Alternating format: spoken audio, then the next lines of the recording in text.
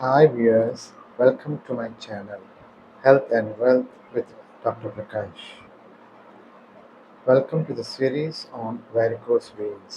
ఈ వీడియోని స్కిప్ చేయకుండా ఎండ్ వరకు చూడండి. లాస్ట్ వీడియోలో మనం varicose veins గురించి బేసిక్ ఇన్ఫర్మేషన్ తెలుసుకున్నాం. దాని లక్షణాలు ఎట్లా ఉంటాయి, ఏమిటి అనేది. మరొకసారి దాని గురించి మనం బ్రషప్ అనేది చేసుకుందాం.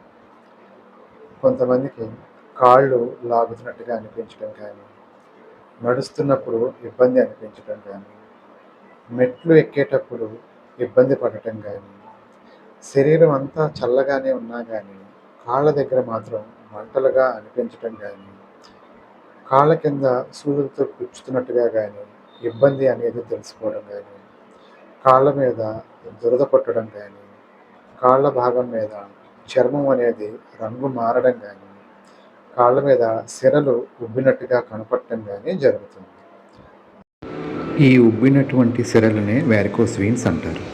వారికోస్ వీన్స్ అనేది ఎవరికి ఎక్కువగా వస్తాయి అంటే, వృత్తిపరంగా ఎక్కువసేపు నిల్చొని ఉండేవాళ్ళు, టీచర్స్ కానీ, లాయర్స్ కానీ, బస్ కండక్టర్స్ కానీ, తాపీ పని చేసుకునేటటువంటి వారు కానీ, కాయ కష్టం చేసుకునేటటువంటి వారు కానీ, రిక్షా పుల్లర్స్ లాంటి వాళ్ళు కానీ, తర్వాత ఎక్కువసేపు పెద్ద ఇండస్ట్రీస్లో నించునే వాళ్ళు కానీ, ఎక్కువసేపు ఇస్త్రీ చేసేవాళ్ళు కానీ, బట్టలు కుట్టేవాళ్ళు కానీ, ఫిజియలాజికల్గా ప్రెగ్నెన్సీ అప్పుడు కానీ, అధిక బరువు స్థూలకాయం వల్ల కానీ, ఎక్కువ కొండ ప్రాంతాల్లో మెట్లు ఎక్కేవాళ్ళు కానీ, సైకలాజికల్ పేషెంట్స్ కానీ, మెడికల్ ప్రొఫెషన్లో ఉన్నవాళ్ళు, వీళ్ళందరూ కూడా ఈ వారికోస్ వీన్స్తో బాధపడతారు.